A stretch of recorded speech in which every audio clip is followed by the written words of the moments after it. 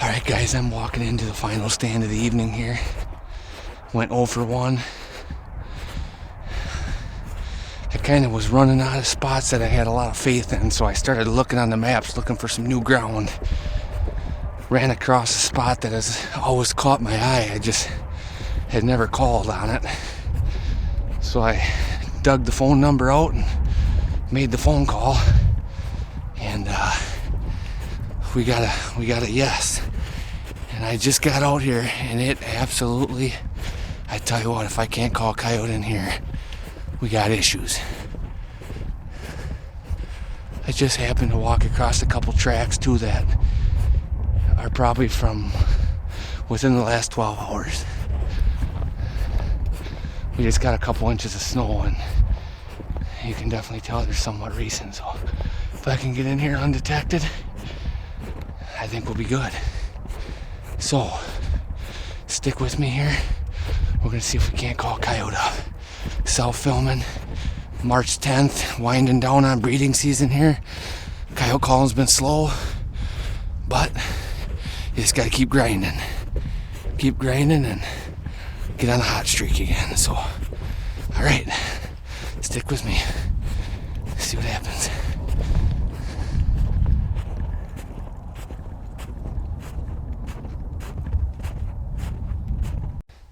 Here we go. We're gonna start with some long hauls here. I'm gonna start with some Sad Blondie, one of my favorites from this winter. Gonna crank it up with this interstate behind us.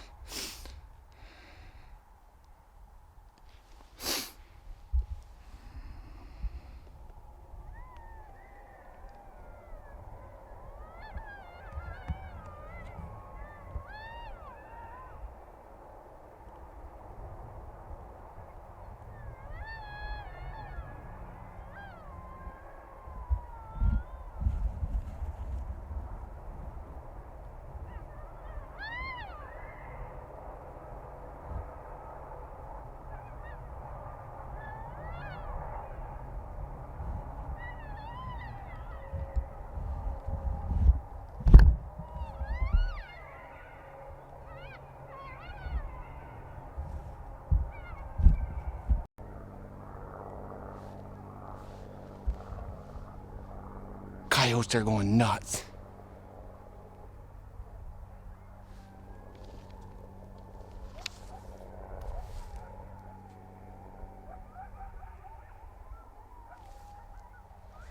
There's a whole group of them. Oh wow, and they are not far. Right down in this bottom, right, I'll show you.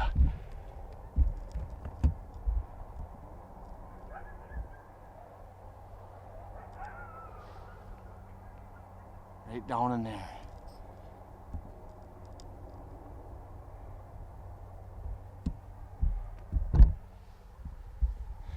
There's at least 3 of them. Here's the problem. The way this terrain lays, if they work the wind real hard, they're probably gonna make a circle here, and there's a hill, and they're gonna sneak up on me, and it's gonna be popping over the hill right in my face. So we gotta hope that these suckers work down this bottom here. We'll see.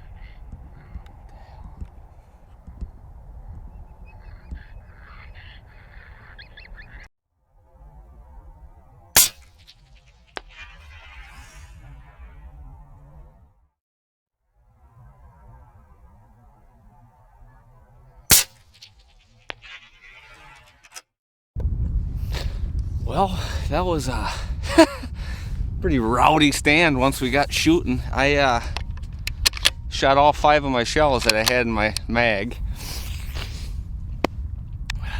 They read the script. They literally did. First off, I've never seen 2 coyotes be more giddy and playful, and they were scratching and rolling around out there and bouncing and jumping up. I never seen, it was like they're freaking house dogs. And I brought them from over 600 yards away. When I first spotted them, they're about, well, let's see, they're 435 when I first spotted them. And they come right up to draw, right up to the low spot, just like I hoped. I hauled them right in. Once they came to about 300, I turned a soft rabbit on, and that brought them hard. Shot low on the first one, and I hit him in the real low, kind of high in the leg. And he was spinning and making racket. She was standing right next to him, wondering what was going on. So I had to put two more in him to finish him. If I would have just killed him on the first shot, that female stood right there, she'd have been done too. But they're about 200 yards, and then I got some crack shots way out there at about 500, but couldn't hit her. We got a pretty strong wind coming out of the north here, and got the 22-250, so don't really buck the wind the best. But we got the male. The female was real pretty. She was tiny, but had a white tip on her tail. Would have been a 2-pointer, but good hunt. Let's go recover this coyote.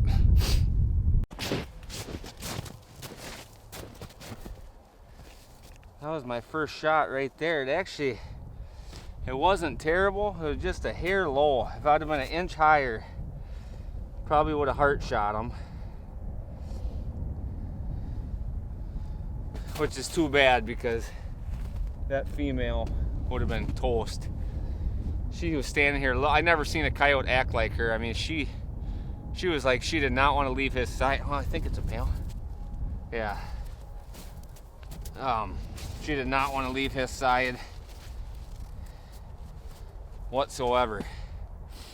So I had to, while you're spinning around, I had to do, I think, 2 more, or at least 1 more to finish them. But real pretty fur. I mean, beautiful fur yet. Not rubbed at all. Got a real black, kind of a black stripe down his back here. And that female, she had a real white tip tail. Jeez.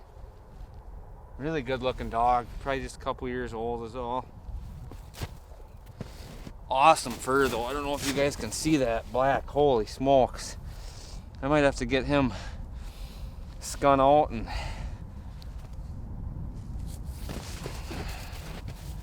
hang him on the wall. That was just an absolute awesome coyote hunt. One of those hunts that you envision when you walk in and set up. That's exactly what you want. But it's amazing what them howls do. I actually had an airplane flying right over top of me, real low, and I could barely hear the coyotes howling out in the woods there. And I kind of thought that airplane might have screwed me, but he got past, and I just kept on hauling, and there they showed up. But this old guy won't be helping Ma raise pups this year. She'll be all on her own. So, well, that was that. You guys see how she broke down? Absolute awesome hunt. I'll guys kind of show you here what they come from back here up over this hill out of that big draw. I was sitting right up on this perfect little high spot. Right up there is my chair. Probably was silhouetted out more than likely. And my call is just to the left over here. Right there she sits.